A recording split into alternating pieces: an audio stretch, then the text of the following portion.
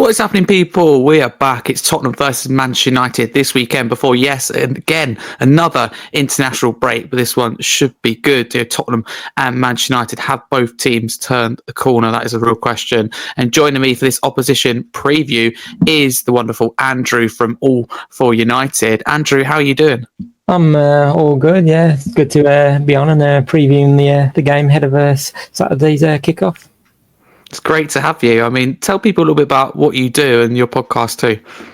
Yeah, so I'm part of the All for United channel. So, as I say, I run the social sides with my colleague Matt as well. So we're doing the Instagram and the I want to say Twitter, but it's X now. So, but whatever they want to call it. So, but at the moment, say we do have the YouTube channel at the moment, sort of on a slight hiatus at the moment, but we'll soon be back with that hopefully in the near future. But yeah, and also I do some writing for Stretford Paddock as well, so doing like previews and reviews and any other opinion based things on Manchester United. So yeah.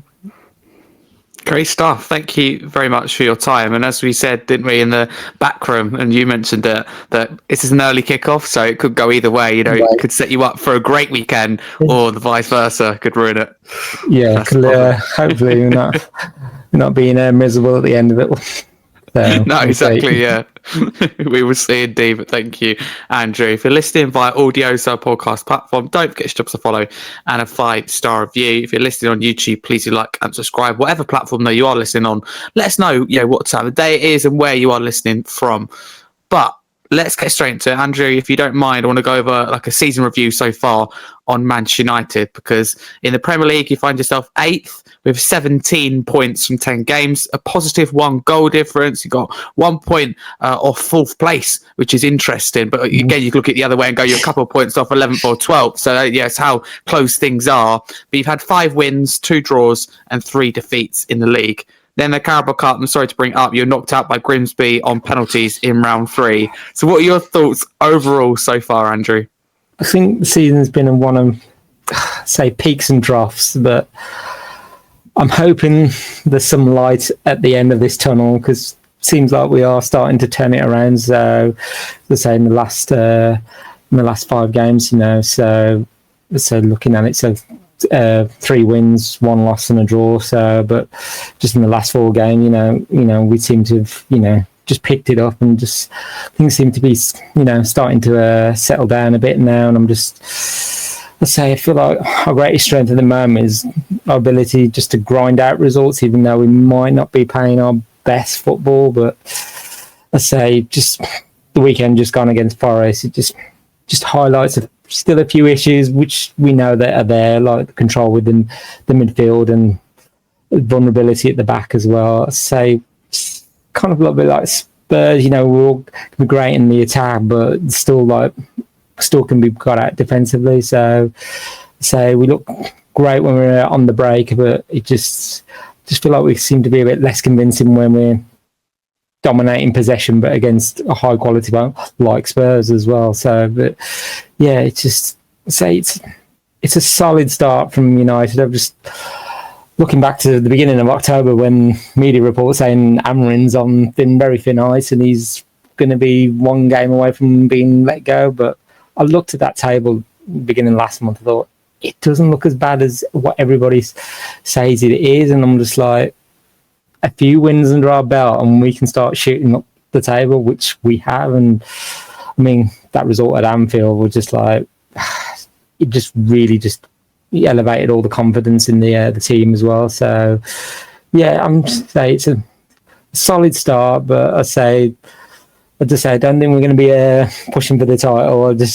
No way. I just think, looking at the table at the moment, every team seems to be bunched together. So from 1 week to the next, we could be back in the top 4 or back out of it. So it's just, it's hopefully, as I said, the light at the end of the tunnel is coming. And as Ruben said at the end of last season, the good days are coming, and hopefully we'll start winning some more trophies. Anfield, how much do you think that was significant? You speak about your form, but I just look at that and go, was it potentially a turning point, or do you just think that's a good win, you get momentum off of that and that's it, or do you think something really changed, that you turn the corner after that? I don't know what's... We've not had a great record at Anfield in the last, I think, because it was like our first win since 2016 at Anfield. So we've not had a great time at Anfield, and also in the last few years at Old Trafford playing against them. So it was just like, we just thought, I think Harry Maguire said it after the game, it was just like, it wasn't a record we wanted, and like, you know, hadn't beaten them in 10 years away from home. So it was just like, as he said, it was more than the 3 points. And I just think, I remember Arnie Slot saying after the Liverpool manager saying, "Oh, all they're doing was playing long balls and doing this and doing that." It was like, but Liverpool were playing sort of a similar way as well. They were going long balls, so it was like, you can't criticise us. You had your chances as well, and you could have easily won the game as well. So I'm just like, I think he also said he was expecting Šeško to be in the starting 11, and was like, well, it's up to Amarin to decide what the lineup is. We're not going to cater for your needs. We're presenting our opposition. This is your challenge. If you can try and break us, but I always felt when Mbeumo put his head in like the first minute, I was like, glad we scored, but I was like, oh, if we scored too early here, because I thought, are we going to have to hang on for about 89 more minutes? But and say Liverpool had the chances, hit the woodwork, and I just, even though they equalised, I just thought if we can get one more chance. And then Maguire stepped up, and previous season he had the chance to win it and skied the ball over. This time he used his head this time, which was thankfully he got in there. It was brilliant cross from Bruno as well. But I just think the confidence he gave the team afterwards is just like, I just think put more faith in the team and Ruben as well. So yeah, say last season and into this season, there's things we've questioned that Ruben's done, and say, but as he said, he's wedded to his system. But I've just seen the last month he's made a few tweaks, but I just think it's more the players. They're just like, we've changed, so we're not gonna resist anymore. So, but I just think, as I think Amarin said weeks back, he said, "Oh, the time I'm involved at United over the years, the system is going to evolve. It's not going to be completely, I'm going to play this way forever." He says, when I want to change, I will change. But for the moment, I'm not going to do an about-face turn and go, I'm going to play this way instead and confuse everybody and the players. Exactly. He certainly does like his system and way of playing, but at the same time, he's won trophies and that and done really well playing that way, so he's got a case, I think. But you mentioned the word earlier, Andrew, solid, when talking about your start to the season, so I think I know the answer to this roughly, but I'm going to ask you anyway. Would you say at this stage, being early November, find yourself 8th in the table and, for example, out the Carabao Cup, would you say, being honest, that your start to the season was better, similar, or worse than you expected before a ball was kicked in August?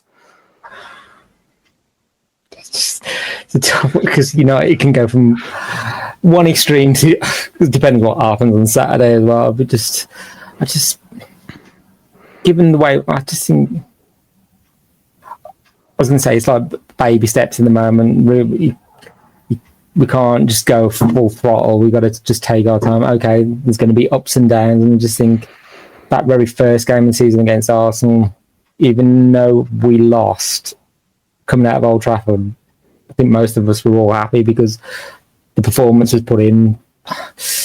We had the chances and we should have converted some of them. I think looking at stats for the season so far, we are creating a lot of chances, but we've got to start converting a lot more of them, because we could easily get punished by it. Like, say, for example, on Saturday, we're getting the chances, we've got to put them away, because like Spurs, you can create chances as well, and we could come a cropper and not win. So, but I think it's probably where I might say, given the way last season went, I'm thinking we're probably where we expected to be. And I've seen this season other teams around you thought would be doing a lot better or in similar situations. I just think, like, Villa, for example, they were like in a rough run as well. I'm like, and they was like, well, they were below us at one point. I was like, so I'm just thinking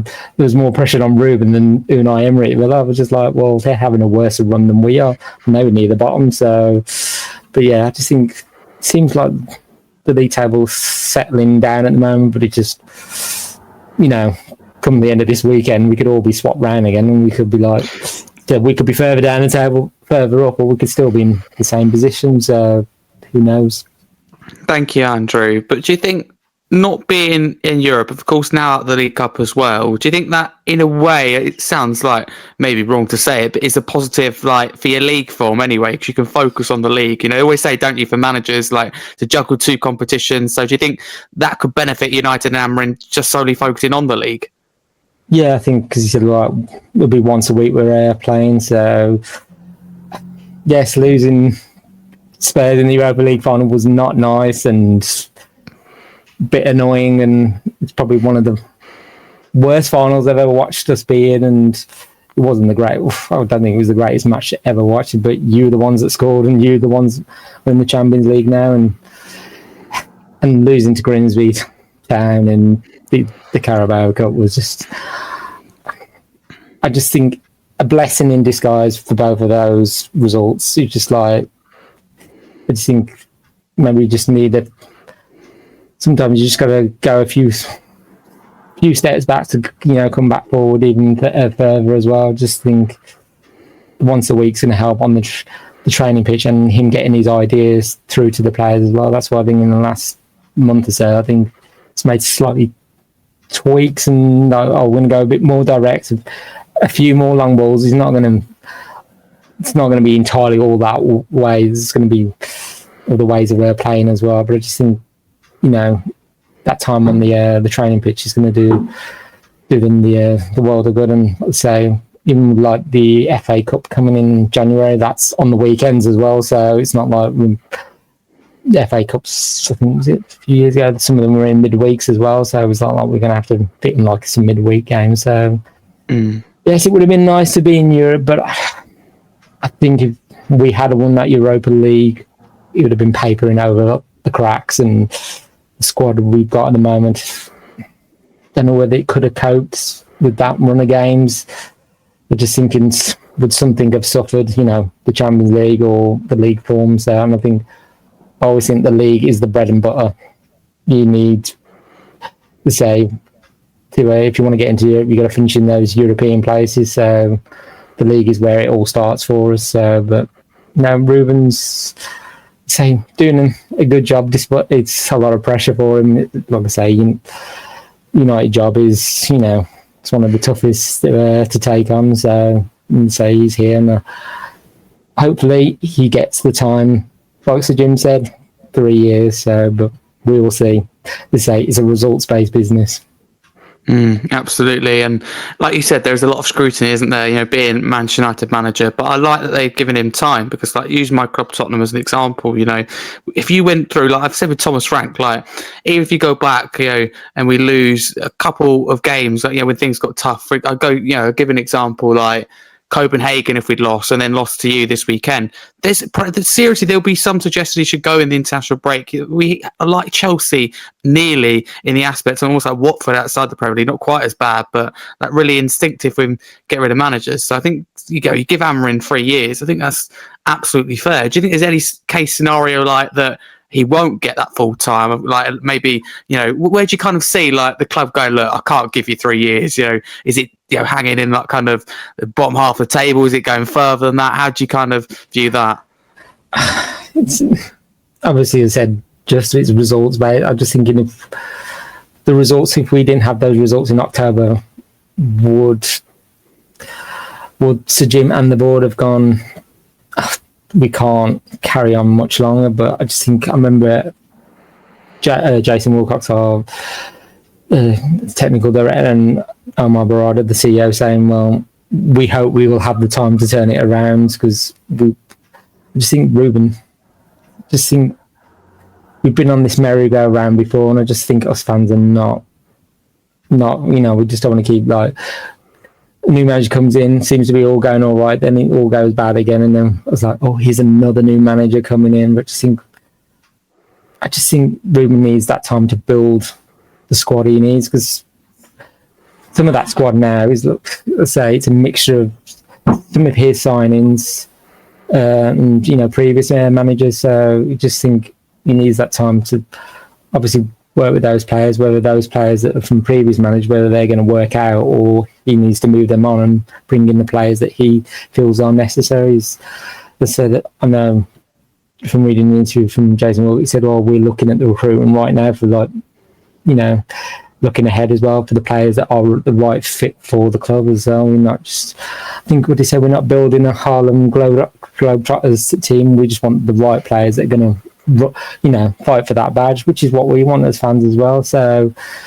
and for Ruben as well, even inside Old Trafford and away from home as well, just singing his name, just like, you've never known so much love for a manager as well. So it's just like, I think I like his honesty, as well, because he'll just say it how it is. He's just like, even like the times when he's saying, I don't like my players in 1 minute and I love them the next, and like, because he wants to get the best out of them and for the club as well. So, but yeah, hopefully, I'll be up on that hill with Ruben and his system and whatever he chooses wants to do and what's best for the club. So I'll be up there with him until the very end. Like, I think like most United fans, we back a manager to the very end. So, but hopefully we get the results and it's not doesn't go against him. So, but hopefully, as I said, the good days are coming. Absolutely, in his own words. But moving on, Andrew, can I ask you about, I don't know if you've seen it, the Cristiano Ronaldo interview with Piers Morgan? He spoke a lot about Manchester United. To be fair to him, he was asked a lot about United, and he said some interesting things, didn't he, in terms of he feels sorry for United, the direction they're kind of going in. He's complimentary about Amorim, but it was a little dig at players, and kind of what United have become. So what did you make of the interview, and certainly some of the quotes that come out about United? I think, because I remember a couple of quotes he said was saying, well, right now we don't have a structure, but hopes that changes in the future, because the potential, with Sir Jim now on board and those that are working under him and on the board as well. So I just think, because he's saying we're not on a good path, but things take time to change as well. So, and as you said, it's not about coaches and players.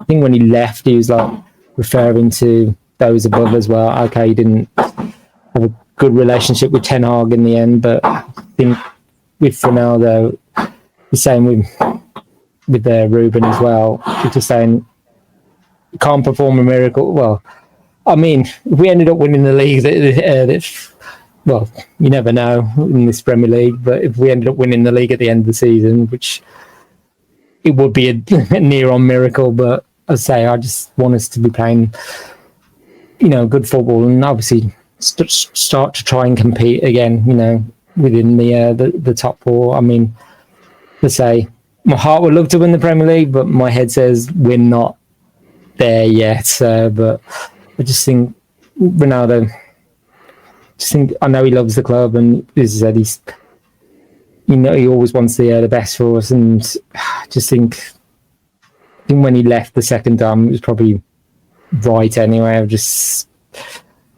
I never got to see him the first time when he was alive, when he was there the first time. So when he arrived the second time, I was like, I'm thankful for the memories I got to see him play live and the goals he scored, but it was time to move on and but yeah, I just think for Ronaldo, yeah,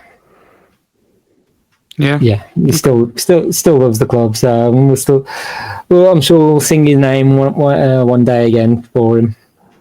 That's nice. He certainly was respectful. It was a decent interview. But on to Tottenham, Andrew. Be honest, how do you view Tottenham and their supporters? There's no right or wrong answer. I say you've made significant progress this season. You've had a slight wobble in the last few weeks as well, losing to so going out the League Cup and then losing to the rivals Chelsea in the league as well last week. So they say very high pressing and attacking as well, but it kind of was under Ange as well. He was trying to employ that tactic as well. But say you often start your games quickly and you like to dominate the possession and creating high quality chances, but it's probably your ability to hold on to a lead. So you can score freely, but maybe letting soft goals in, and we've probably done that.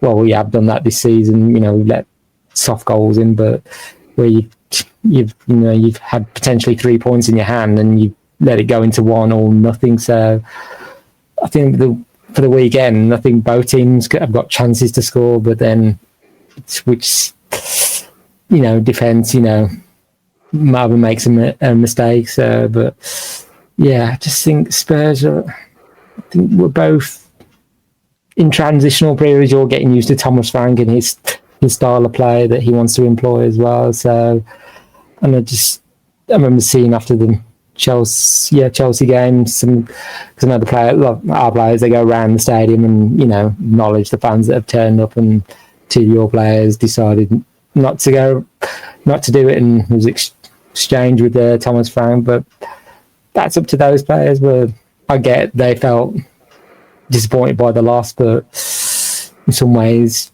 maybe you should have just gone over to the fans and just acknowledged their support as well. But it's one of those. I've seen a lot written about it as well. I'm just like, I think a lot of it was because it was like a negative kind of vibe inside the stadium. There were a lot of boos, and you're right, that's the way that Frank usually is, an attacking manager. But believe it or not, this season, I think we've, in my opinion anyway, been quite defensive almost, and that's why Copenhagen was a bit of a surprise that we went forward and attacked. So I think a lot of it may be due to injuries and attacking positions, but the fans, that's the frustration. Against Chelsea, a 1-0 down, it's just them pushing for the second goal. We're not even looking likely to score. To give you an example, Andrew, we didn't have a single shot in that second half, and that's what's disappointing. We were losing, we're chasing the game. So you're absolutely right about individual errors, but no, that the big moment, of course, always we talked about. I think it's worse because Frank looks back in like amazement for a good 5-10 seconds. I think that's why he's so big and brought up. But it all seems good now. I know he said he made he just said, well, look, they're disappointed as much as I am, and just like you don't want to end up losing the game, and you just felt like you could have done better in some areas and could have maybe got something out of it. But I just think, but that's up to the players. For me personally, even United lost to say at Old Trafford, expect the players to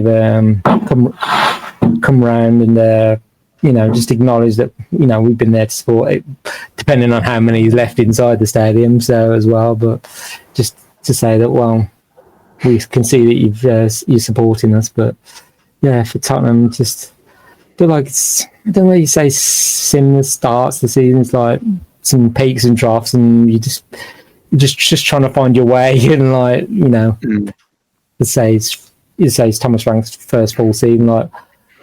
Like for Ruben, okay, we had he came part way through last season, but this is like his first full on season, so we're expecting to see a lot more things as well. No, absolutely. Thank you for that. Do you have any past memories? I mean, they can be good or bad, but I assume you'll choose the good, of Manchester United playing Tottenham that you'd like to share.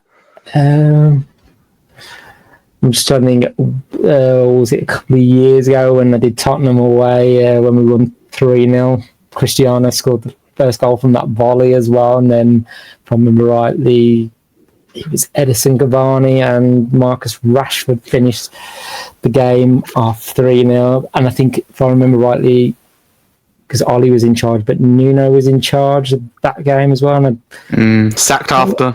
Yes, I was thinking, was he? I thought, because there was like, yeah, you're right. United weren't in great form, nor were Tottenham. It was like, could potentially one manager get sacked here? It's called El Sacco, wasn't it? I remember fans called it El Sacco.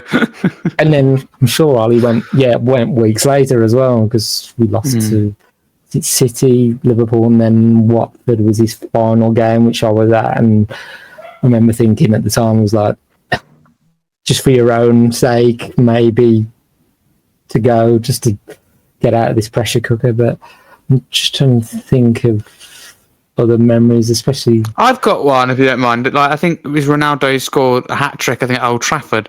I'm pretty sure he scored. It might not have been a hat trick. I think he scored quite a few goals. I seem to remember. I can't remember if it was 2 or 3. I remember. No, I can't one of the goals because Fred had flicked the ball on and then he just run up. Cristiano just unleashed it into the top corner. I remember it was the Ronaldo show. That's what I do remember. It was. No, you could say that when he was with us, it was everything went through him because he was our outlet for scoring as well. So, yeah, I was just thinking. I think he did. I'm sure he scored the hat trick. I'm sure he did. So I just remember there was the one in the top corner, and then Sancho squared the ball for him into the box, and he scored, and then the header in the second half of the Stretford end. Yeah, definitely scored at least a header. I remember scoring this one header.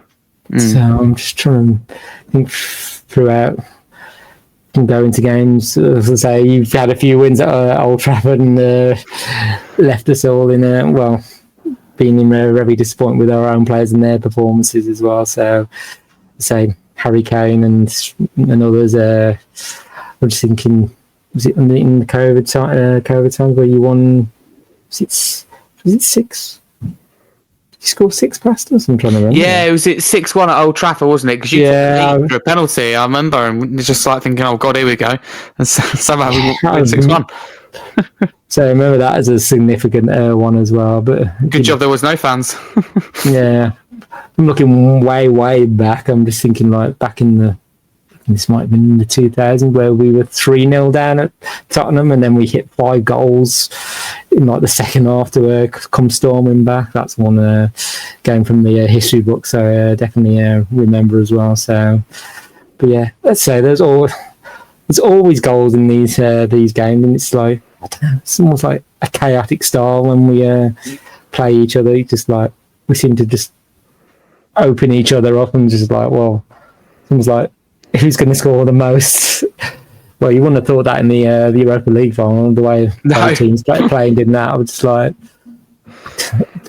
looking back on it, just feel like neither team deserved to the way it win. But say you scored the goal, and we were just well, not the best team, as I say. Was disappointed by that, but hey, you're the Europa League winners. We're not, and say you won a first trophy in, I'm just trying to think, was it 17 years?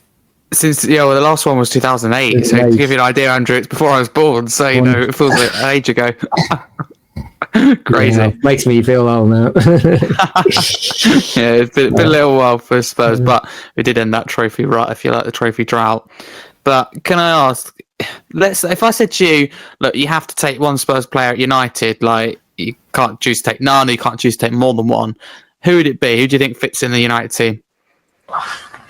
I'm just thinking after last night, saw him, what's his name, Mickey van der Ven, his solo goal. Yeah, I was like, because I could see he was winning, and then I heard he scored a solo goal, and I was like, oh, he's probably gone on a little one. And I was like, when I watched the video, I was like, oh, you've literally ran the whole length of the pitch. And then the strikers finish at the end as well. I know. You think sometimes players are not strikers or defender goes on and run, you think, oh, he'll get through, but then suddenly you think, oh, he's not going to hit the shot correctly, or he'll just rather misplace it or he'll hit it over. But I mean, it reminded me of that goal years ago Son scored in the Premier League. I can't remember. Yeah, Burnley, yeah. I don't know whether that was like from the same whether it was from the same starter's position or near enough. But similar. Yeah, so he looks like one to take. I mean, he's just like a good defender, but also he's just been on goal scoring form as well. So it's almost like he's become Mr. Dependable for your club as well. So for the last couple of seasons, so I think he'd be probably relishing the challenge of coming up against our attack as well, seeing how he can do. So he'd be definitely one I might just take in the United side as well. So I know I think Ruben's trying to decide the back three at the moment, who's going to be, the moment I know De Ligt is like the main centre back at the moment. I think at the moment Harry's just coming in on, well, okay, he's been slightly injured for the last few games, but I think it's sort of cemented his place in there. But it's just who's either side of the air delete at the moment, so we're just trying to work out. But Mickey van der Ven looks a really good player for you, so I'm hoping he doesn't have too much of a good game on Saturday. I'm hoping our attack will be getting past him a few times, but yeah, he's definitely one we'll be keeping an eye on as well. I think that's a great choice, if I may say so. Thank you, Andrew. But on this game, what are your thoughts going into it? How do you feel at this current moment? I'd say it's going to be a very open game. But I think if we can get the chances and we can convert them, then we can really hurt you. But equally, you can hurt us back. So I just have that worry, we have that defensive vulnerability at the moment. I don't know whether that's because our midfield's not quite as strong. Yes, Casemiro has come into form recently and he's scoring goals as well for us, but I just think I feel like we need that midfield, that's going to sort of do everything for us, putting the tackles in, sweeping up and just taking the ball from the defence and getting it in towards the attack as well. So, but I just think we've got to be more defensively sure. Like not against Forest, two of those goals. Two goals we did concede. I'm just thinking, could we have just done better? And I think we could have. I think on one of them, I thought Ahmad should have been a little bit physically stronger to try and just get up ahead of the Forest players. But you've got great attacking players. So yeah, I think it's going to be, like I said earlier, it's going to be like chaotic. I think if that's the right word to describe Tottenham and United matches. But as I say, I hope we come out at the end of it. But you never know. It could just be ending up hoping it up that much. It could just end up in being a draw. So, but hopefully not. Hopefully one of us is coming out with the 3 points at the end of it. Exactly. Both teams, I'm sure, will much rather the win. But, yeah, win, exactly. But I'm going to ask, and there's two parts to this, two kind of questions. So the first one is like any Spurs players you fear that you think can cause United the problems. But then to flip the question, who from you guys can hurt us the most? Just trying to think out of your side that could really hurt us. I think I'll say on United first before I think of the Tottenham players. So on United side first, I'm going to say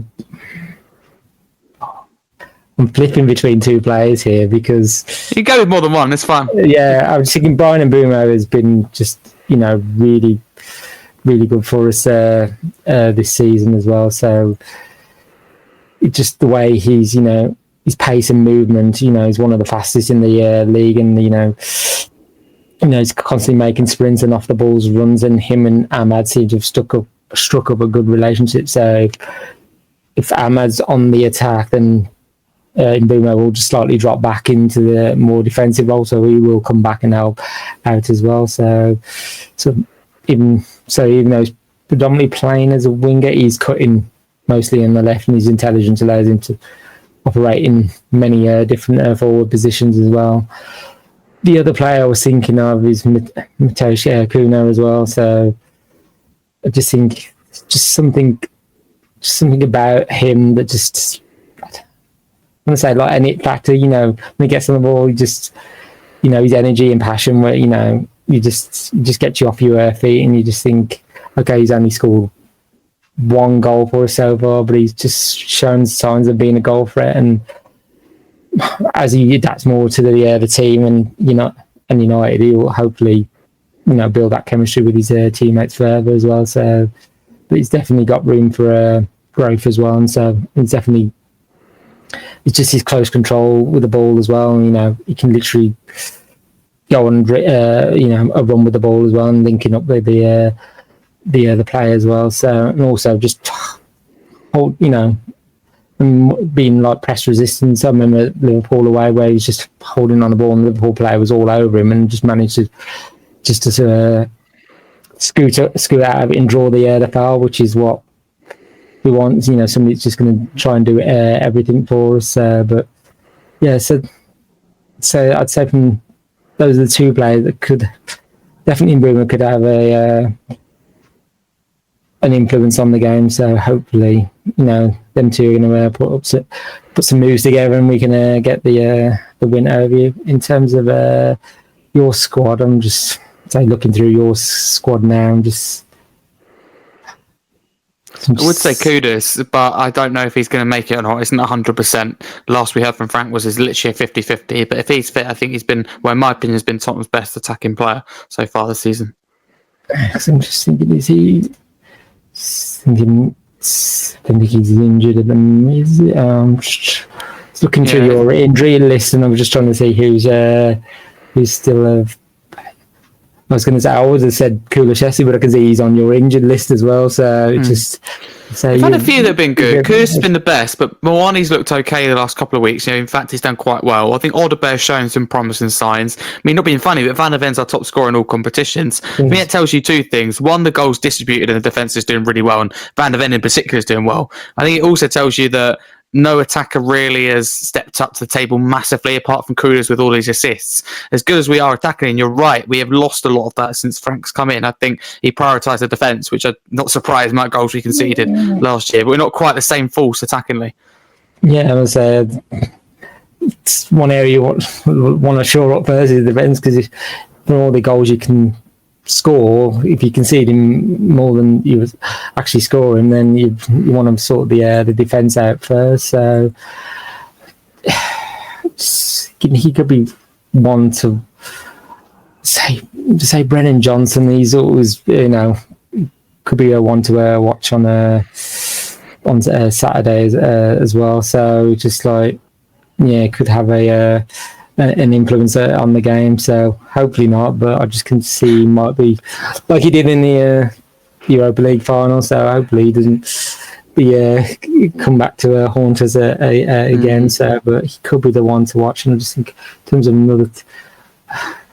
I just think you never know what you're going to quite get out of Richarlison as well. So I'm just thinking he's one in terms of an attack as well. But, could help you out as well, because then looking at your injury list, you have got a few that are out, and hopefully you're going to be getting them back soon. But as I said earlier, I think probably Mickey van der Ven is probably the threat that we're probably all looking at. He's good good in the defence, but he's just he can equally just be equally as effective in the attack as well. So I'm just thinking, as long as we don't give any set pieces away, then we should be fine. But I think equally you can be free scoring as well, as we could easily break on you and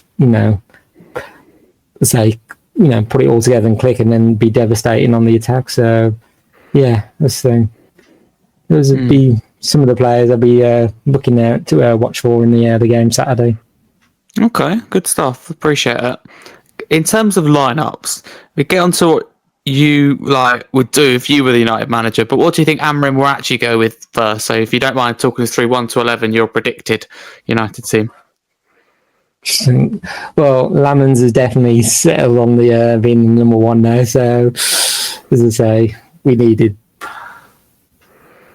Hopefully, we found a decent goalkeeper now that can And he seems like, as much as when he's like his debut, and when he was putting in save and catching crosses in, and we were shouting he's Schmeichel in disguise, but that's just the basis of a goal. That's what your job is to do. But he seems more commanding, and he's willing to talk and shout at the defence. This is what I want from you as well. So, but yeah, in terms of the back three, it's probably going to be Shaw, De Ligt, and Yoro. I think at the moment I think he just seems to be getting more of a settled side as well. Because I think Forest was this. I think it might have been the first time he's named an unchanged side since he's. Well, could be wrong.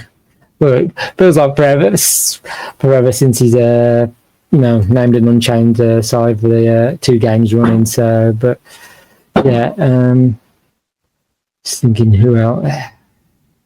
Just looking at the.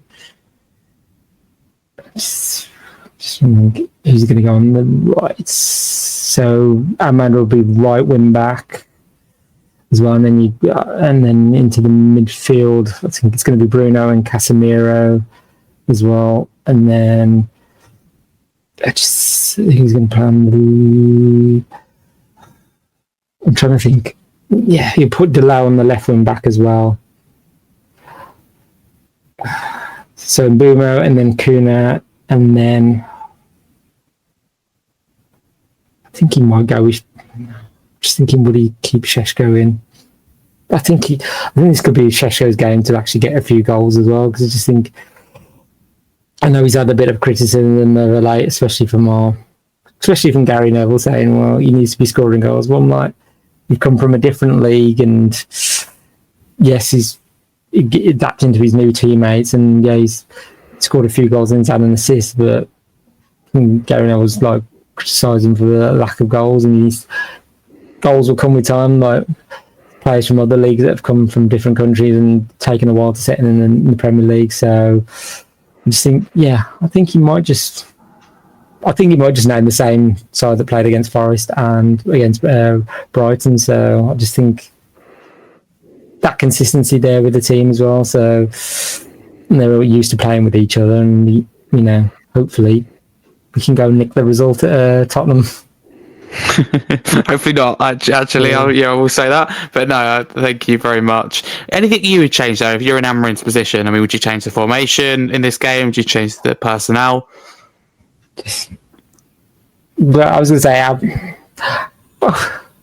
always say with Amarin, he said he's wedded to his system. He's not going to change. I'm just thinking when he first came in, he was like changing lineups, and I was like, I couldn't work him out. I was like, I thought I'm just going to give up and work him which players are going to be.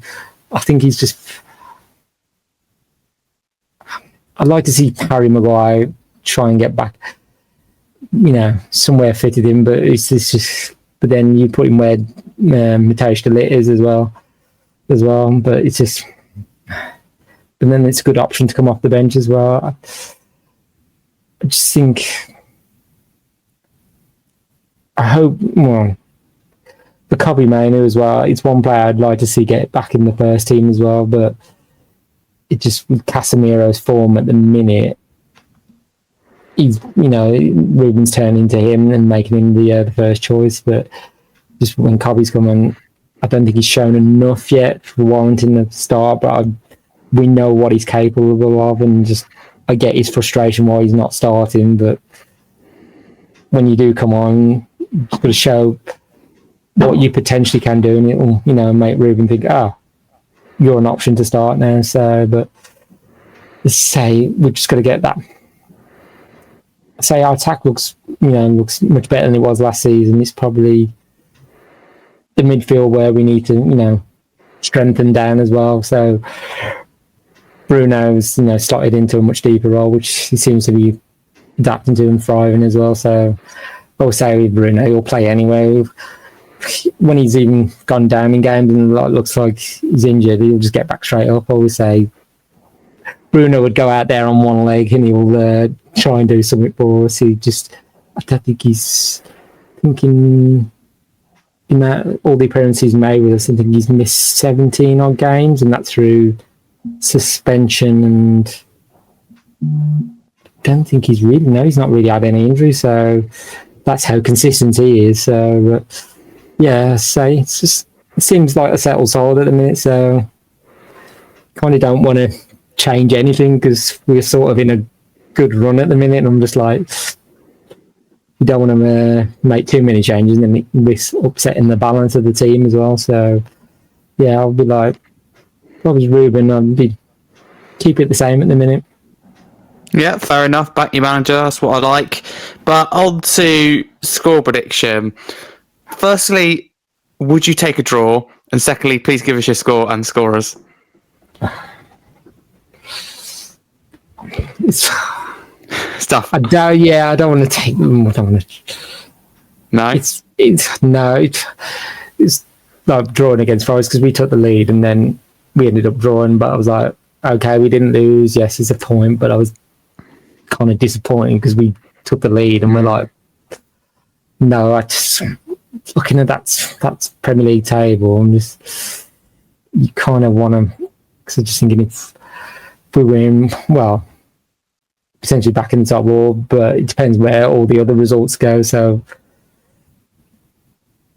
Yes, I want the win. So, score prediction wise, I'm gonna go 3-1 to United. I'm gonna say to score. I just think Bumo's gonna score. Bruno, and I'm gonna give Šeško a goal as well. I just think it might just be the game where he gets a goal for himself. So, yeah, I'm going to go, 3-1, and those would be the scores for United. So, fingers crossed that comes to fruition, but we'll see on Saturday. Well, I love the confidence. I mean, in my head, I'm stuck between a 1-1 and maybe a 2-1 Tottenham. But one thing's for sure is I think it'd be a really tough game. You know, if you'd asked me, I don't know, 3-4 weeks ago, it would have been maybe like 3-1, we can win this. But now I'm thinking, my head kind of says probably a draw, Harry. But my heart is saying, come on, Spurs can just about nick this. That's where I think I'm at anyway. I was going to say, equally, I'm saying 3-1, but it could be 3-1 to you. That's how the game could go. Yeah.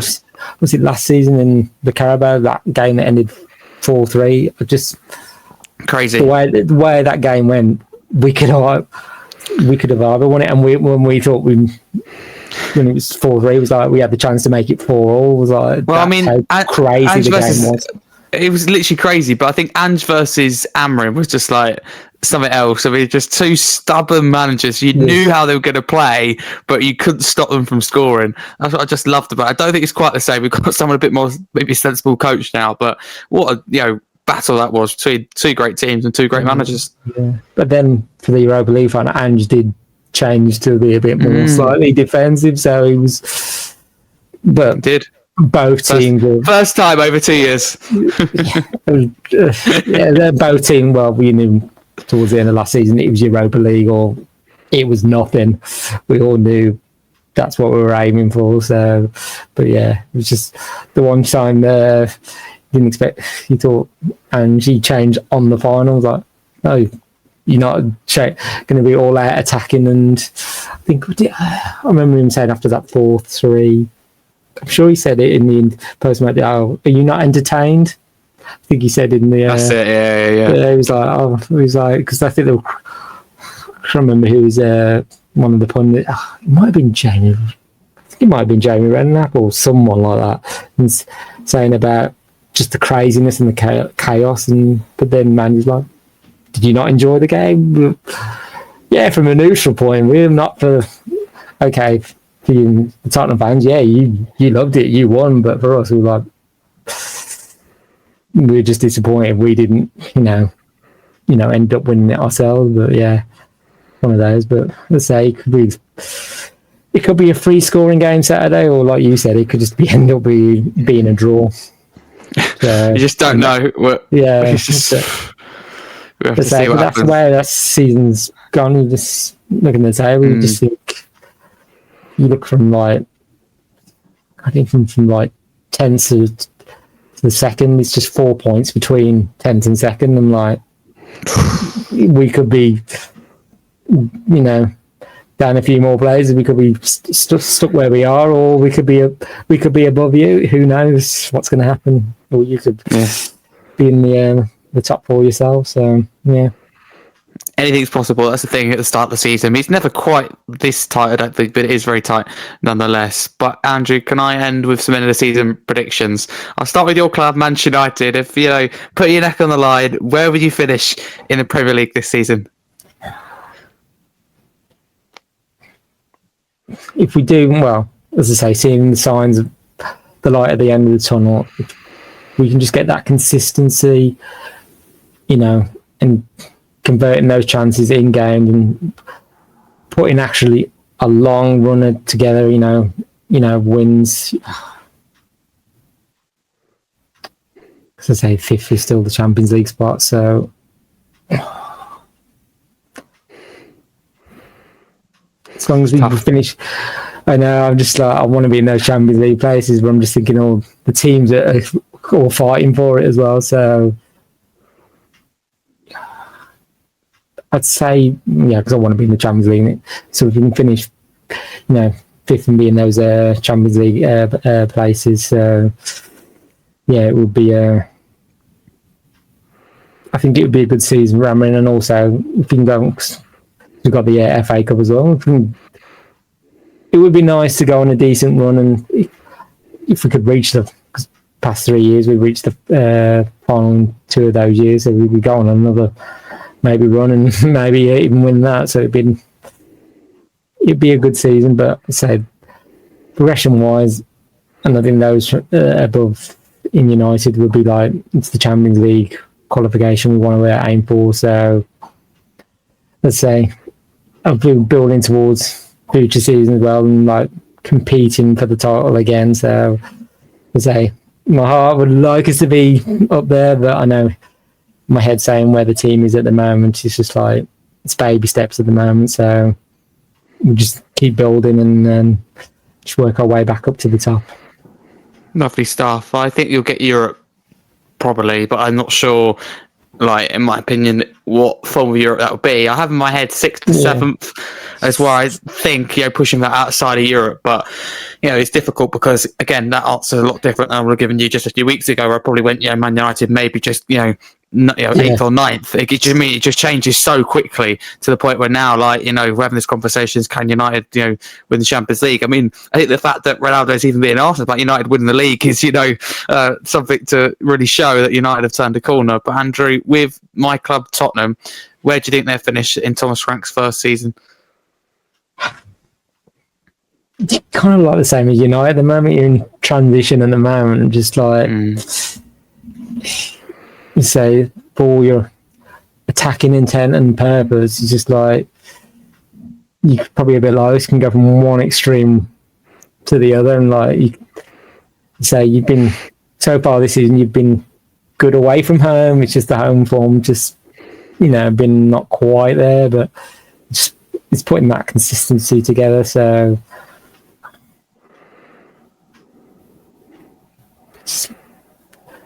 I say you're going to have some Europe next season, but I just think it's probably going to be Europa League or Conference. So sorry to say, I'm probably going to say between 6 and 8. Yeah, that's all right. Yeah, but then if you get that consistency, then you could be up in the air, say, because top 5 is 5 and above, you can get the Champions League. So, but like I say, any club can go on a good run of wins and get the results. But I say we're all fighting for the same prize at the end of the season. So, but let's say at the end, so the table never lies come the end of that 38th game in the league. Exactly that. Thank you, Andrew. Have you got any final comments before we finish? Yeah, I'm hoping United get the win on Saturday, but I'm saying Spurs are not at their best. But I'll say I'll wish Spurs well after that game and not for the game. So, but I would say hopefully it's a good game to watch. So, but the same we'll be seeing how it all unfolds at 12:30 on Saturday. Exactly. No, but right back at you. But after this game, as you said, absolutely, for sure. I've no problem with Manchester United, though. I think they go good supporters, loyal supporters. I think your away support in particular is fantastic. So no problem there as far as I'm concerned. But Andrew, I think this wraps up nicely for this little opposition preview. Really appreciate you coming on. Tell the viewers and listeners where people can find yourself across social media, but also, the channel and the podcast. Yeah, so you can find my Twitter handle there as well. So, and also on Instagram at Andrew C Wall. So that's where I post photos from the games I go to as well, and say All for United. So you can find that on YouTube under that as well, and also all the socials are the same, All for United as well. So that's where you can see all the latest news about United, and also all the Matchday content we put up on there as well. Great stuff. Thank you very much for your time, Andrew. Really do appreciate it. And thank you to everyone that has listened, that's watched. I hope you did enjoy this. If you're listening via audio, so your podcast platforms, because we're on quite a few of them, including the major podcast platforms. So you can literally find, as they often say, wherever you get your podcast platforms, and it couldn't be truer. I didn't know. I knew that I uploaded it to quite a few, but I was told the other day it's on like 20, 30 different podcast platforms. There you go. It's complete new news to me. So let me know where you are listening on, which platform, which country, what time. Let us all know, because I hope you did enjoy. But if you're listening on YouTube, please like and subscribe. Thank you for all the support recently. And, sorry, Andrew, but I hope Tottenham win this game. But make sure to follow Andrew nonetheless on all socials. But I will end by saying, come on, you Spurs.